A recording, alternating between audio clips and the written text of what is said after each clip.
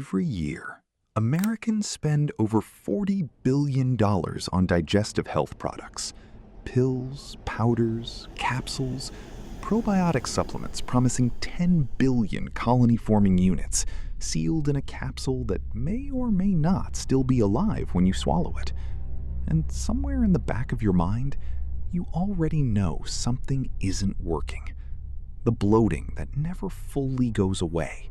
The fatigue that follows even a good night of sleep. In 1908, a Nobel Prize-winning Russian scientist named Elie Mechnikov published research that would have made this entire industry unnecessary. He had studied rural populations in the Caucasus Mountains who drank fermented beverages every single day. Populations with dramatically lower rates of the diseases now killing people in the developed world by the millions. He argued that the key to human longevity lived in the gut. The medical establishment mostly moved on. There were pharmaceuticals to sell. The jars were left behind. Today, we bring back 20 of those drinks. Pay close attention to number 1. Most people have had a version of it in their kitchen for years and never understood what it was doing. And when we reach number 8, we stop, because there is an ancient drink so nutritionally dense that Japanese healers gave it a name meaning drip of the gods. This content is for educational purposes. If you are managing a medical condition, please work with a qualified healthcare provider. Now let us begin. Number 20. Fermented elderberry drink. The Book of Proverbs speaks of healing plants given freely by creation. Elderberries appear in folk healing traditions across cultures that never shared a trade route. Appalachian mountain communities, European village healers, and Native American nations all independently fermented elderberries into healing drinks, each arriving at the same conclusion. Elderberries contain anthocyanins and flavonoids that studies suggest may inhibit viral particles from attaching to healthy cells.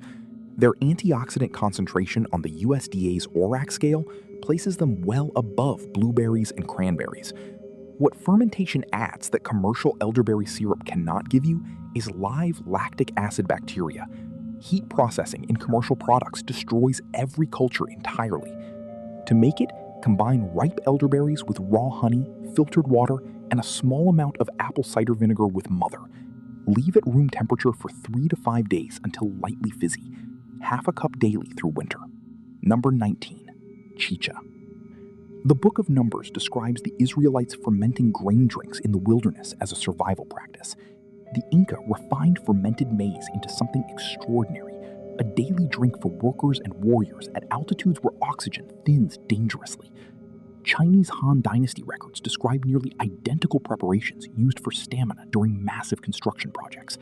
2 civilizations, no contact, the same fermented grain, the same purpose.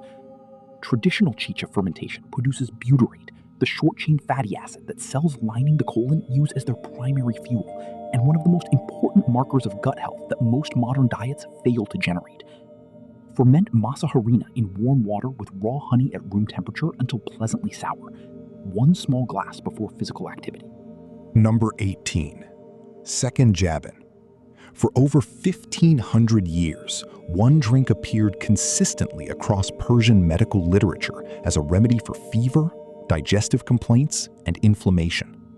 Medieval Islamic physicians documented it in texts used in European universities through the Renaissance. Raw honey delivers hydrogen peroxide, methylglyoxal, and defensin-1, natural antimicrobial compounds with documented clinical significance. Apple cider vinegar's acetic acid slows gastric emptying and improves post-meal blood sugar response. Fresh mint contains rosmarinic acid with documented antispasmodic effects on the smooth muscle of the digestive tract. Warm equal parts raw honey and unfiltered apple cider vinegar gently until the honey dissolves. Steep a large handful of fresh mint for 20 minutes. Strain, cool, store in glass. 2 tablespoons in cold water before meals. Number 17. Fermented turmeric drink. Traditional Sri Lankan and South Indian communities have fermented fresh turmeric root in clay vessels for generations. The same plant appears in Ayurvedic texts more than 3,000 years old and in ancient Egyptian preparations. Curcumin, the primary active compound in turmeric, has notoriously poor bioavailability in powder form. Most of what you swallow in a capsule passes through without entering the bloodstream in meaningful concentrations. Fermentation breaks down the root's cellular walls and produces a form of curcumin that research suggests absorbs several 100% more efficiently. It also generates tetrahydrocurcuminoids, metabolites that most supplements never produce at all. Grate 2 tablespoons of fresh turmeric into a glass jar with a pinch of sea salt, a teaspoon of raw honey, and enough filtered water to cover. Leave at room temperature for 3 to 5 days. 1 tablespoon in warm water each morning. Number 16. Pulque. The Aztec codices describe the agave plant as a gift from the gods. Indigenous communities across Mexico fermented agave sap into pulque for more than 2,000 years. What makes it nutritionally unique is its prebiotic fiber profile. Agave sap is exceptionally rich in fructooligosaccharides and inulin, long-chain fibers that travel intact to the colon and selectively feed beneficial bacteria. This is what the supplement industry now sells as prebiotic fiber in expensive capsules. In pulque, it arrives already fermented, already populated with live bacteria. Combine raw agave juice with water and a small culture starter. Ferment at room temperature for 24 hours. Number 15. Boza. Street vendors in Istanbul still carry copper vessels of boza on cold winter evenings, the way their ancestors did for 1,000 years. That continuity is itself evidence. Norse sagas, Ottoman records, and Balkan village documentation all describe grain-based fermented drinks independently. Boza's grain-based lactofermentation generates lactobacillus strains genuinely different from those in dairy, kefir, or vegetable ferments. Traditional Turkish medicine prescribed it to nursing mothers to support lactation, a use so consistent across centuries that researchers have investigated whether its bacterial metabolites influence prolactin pathways. Cook millet or wheat until soft. Cool completely. Add a tablespoon of live culture yogurt as a starter and leave covered for 2 to 3 days. Thick, creamy, mildly sour, gentle on sensitive stomachs. Number 14. Water kefir. Every excuse for not consuming fermented drinks regularly collapses in front of water kefir. No dairy, no complicated equipment. Small crystal-like grains of bacteria and yeast added to sugar water or coconut water for 24 to 48 hours produce a lightly fizzy drink, delivering bacterial strains completely different from those in dairy kefir or kombucha. Gut microbial diversity is now considered one of the most reliable indicators of long-term health, and no single fermented food covers the entire map. Hard water, high in calcium and magnesium, produces a more robust and diverse culture than soft or distilled water. Water kefir grains multiply with every batch, meaning one initial purchase produces an endless supply at essentially zero ongoing cost. Number 13. Fermented oat drink. The Old Norse sagas reference fermented grain drinks prepared before hard winters. Finnish and Swedish folk medicine traditions document fermented oat preparations for digestive health and sustained energy. When oats are soaked with a small amount of live culture starter and left to ferment for 12 to 24 hours, the fermentation activates phytase, an enzyme that breaks down phytic acid, the compound that blocks mineral absorption in standard cooked oatmeal. Beta-glucan in oats also becomes more soluble after fermentation, meaning more active in the gut for cholesterol reduction and blood sugar stabilization. Soak 1 cup of rolled oats in 2 cups of warm water with a tablespoon of live culture yogurt. Leave covered at room temperature for up to 24 hours. Blend smooth, strain through a cloth, and drink chilled. Number 12. Shrub. Before every meal in colonial American households, a small cup of fruit-infused drinking vinegar prepared the digestive system.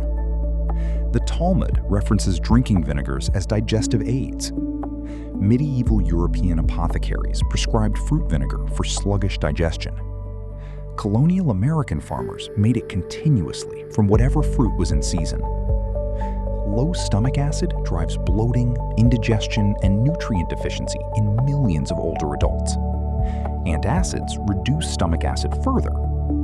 The acetic acid in a shrub base does the opposite, stimulating stomach acid production before the meal arrives. Combine 1 cup of fresh raspberries, 1 cup of raw apple cider vinegar, and 1/4 cup of raw honey in a glass jar. Refrigerate for 5 to 7 days, shaking daily. Strain. 1 tablespoon in cold water before each meal. Number 11. Posca. When Jesus was offered a drink on the cross, it was Posca, the ration issued to every Roman legion across the entire empire for centuries. The Byzantine Empire maintained it as a military ration for centuries after Rome fell. Posca was diluted fermented wine vinegar combined with herbs, typically coriander and caraway. The acetic acid made contaminated water safer to drink and improved iron absorption from grain and legume rations. 1 teaspoon of raw, unfiltered apple cider vinegar in a full glass of water with a pinch of sea salt and crushed coriander seeds before meals. The Romans called it basic nutrition. The research is catching up. Number 10. Milk kefir. A Stanford University clinical trial published in 2021, one of the most rigorous fermented food studies ever conducted, found that regular fermented food consumption produced measurable reductions in 19 distinct inflammatory markers within 10 weeks. Inflammation is the root mechanism behind arthritis, heart disease, and cognitive decline. Specific strains in milk kefir, particularly Lactobacillus rhamnosus, produce gamma-aminobutyric acid, a calming neurotransmitter precursor that travels the gut-brain axis and has shown measurable effects on anxiety. Most lactose is consumed by bacterial cultures during fermentation, making kefir tolerable for many lactose-sensitive people. Add live kefir grains to whole milk at room temperature. Cover with a cloth. Leave for 24 hours. 1 cup daily. The researchers who studied those Caucasian mountain communities did not find a genetic explanation for their longevity. They found a jar of kefir on every kitchen counter. Number 9. Tepache. Most people peel a pineapple, throw the skin away, and move on. Ancient Mexican communities saw medicine in that same skin. Bromelain, the proteolytic enzyme studied for reducing post-surgical swelling and accelerating injury recovery, concentrates in the pineapple core and rind, the part most people discard. Fermentation preserves bromelain, while wild yeasts on the pineapple surface produce lactic acid bacteria alongside antioxidant compounds. Place the rind and core of 1 pineapple in a large glass jar with 3 tablespoons of raw brown sugar, 1 cinnamon stick, and 3 whole cloves. Cover with filtered water and leave for 2 to 3 days. Strain well before drinking. 1 glass daily. Number 8. Amazake, the drip of the gods. Here we pause. In traditional Japan, physicians who worked with patients too weakened to digest solid food turned to one drink above all others. They gave it a name translating as drip of the gods, not as poetry, as a description of what they watched it do to patients who were failing, giving them color, giving them strength within hours. Amazake is made by fermenting cooked rice with koji, Aspergillus oryzae, the culture also used to produce miso and sake. Koji breaks down rice starches into simple glucose molecules and releases a dense concentration of B vitamins, including B1, B2, B6, and folic acid, alongside all 8 essential amino acids in a form the body absorbs almost immediately. The glucose enters the bloodstream steadily without the insulin spike of refined sugar. For a body too depleted to digest solid food, this was nourishment in its most bioavailable form. Warm prepared amazake to no more than 140 degrees Fahrenheit. Never boil it. Add a pinch of sea salt. Japanese families still bring amazake to sickbeds. 1,000 years of daily use in the culture with the world's longest documented life expectancy. Number 7. Traditional ginger beer. Caribbean, West African, and rural American communities independently arrived at the same fermented ginger preparation across centuries of separate development. 3 cultures, no shared recipe, one identical conclusion. Gingerols and shogaols, the compounds responsible for ginger's anti-inflammatory and antiemetic properties confirmed in clinical research, are destroyed by the heat used in commercial ginger ale production. Fermented ginger beer from a live ginger bug retains the full compound profile alongside living bacteria. To start a ginger bug, combine 1 teaspoon of fresh grated ginger and 1 teaspoon of raw sugar with 2 tablespoons of filtered water in a small jar. Feed it daily for 5 to 7 days until actively bubbling. This culture is yours indefinitely. Number 6. June tea. Most people have heard of kombucha. Almost none have heard of June. The tradition comes from Tibetan Buddhist monasteries, drawing on Ayurvedic tradition, Chinese medicine, and centuries of high-altitude empirical practice. The distinction is in the substrate. Kombucha uses black tea and white sugar. June uses green tea and raw honey. Green tea contributes EGCG, one of the most studied plant polyphenols in nutritional science. Raw honey introduces fructooligosaccharides that feed beneficial gut bacteria in ways that refined cane sugar does not. The bacterial strains produced are genuinely different from those in kombucha, meaning different metabolites and different effects on the body.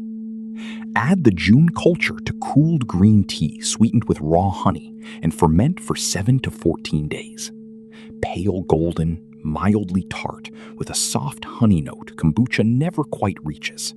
Number 5. Rejuvelac.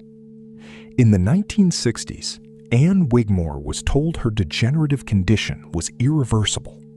She returned to the traditional food practices she had watched her Lithuanian grandmother follow.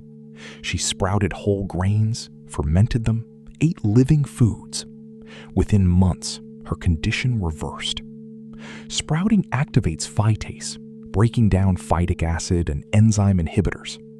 When those sprouted grains are soaked in water for 48 hours, the resulting liquid is rich in natural enzymes, lactic acid bacteria, B vitamins, including B12, and easily absorbed amino acids.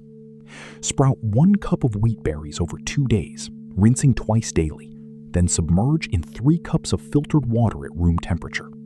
After 48 hours, the liquid is slightly cloudy with a mild lemon tart flavor. 1 glass in the morning. Number 4. Switchel. Colonial and frontier-era farmers working 12-hour days in summer heat drank switchel continuously from clay jugs, apple cider vinegar, raw ginger, and molasses or honey. A tablespoon of unsulfured blackstrap molasses contains approximately 20% of the daily recommended magnesium. Magnesium deficiency affects an estimated 50% of American adults, associated with muscle cramps, sleep disruption, anxiety, and elevated blood pressure. American farmers were unknowingly correcting magnesium deficiency through switchel for 2 centuries before sports drinks arrived. Mix 2 tablespoons of raw apple cider vinegar, 1 tablespoon of unsulfured blackstrap molasses, 1 teaspoon of raw honey, and half a teaspoon of fresh grated ginger in a large glass of cold water before, during, or after physical activity. Number 3. Beet kvass. Eastern European grandmothers kept a jar of this on the counter year-round, not as a special remedy, as ordinary food. Beets are exceptionally rich in dietary nitrates, compounds the body converts into nitric oxide, which relaxes and dilates blood vessel walls. Lower blood pressure, better blood flow, more oxygen reaching the brain and muscles. The fermentation concentrates betalains, the deep red-purple pigments in beets, with significant antioxidant and anti-inflammatory activity on liver tissue specifically. Cube 2 medium raw beets and place in a quart jar with 1 teaspoon of sea salt. Fill with filtered water. Cover with a cloth and leave at room temperature for 3 to 5 days. 2 to 4 ounces before meals. Number 2. Kombucha. Your great-grandparents brewed this on the kitchen counter without calling it anything special. The earliest documented use appears in China during the Qin dynasty, around 220 BCE, where it was called the tea of immortality. Russian and Eastern European village tradition preserved it through the 19th century, the same period when Metchnikoff was making his Nobel observations. The SCOBY produces glucuronic acid, a compound the liver uses to neutralize and excrete toxins. Fermentation time significantly alters the drink.